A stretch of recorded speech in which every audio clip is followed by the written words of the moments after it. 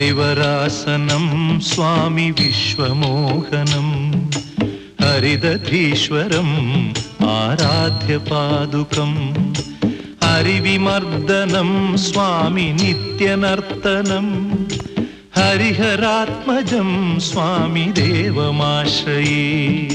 शरणमय्यप्पा स्वामी शरणमय्यप्पा शरणमय्यप्पा स्वामी शरणमय्यप्पा।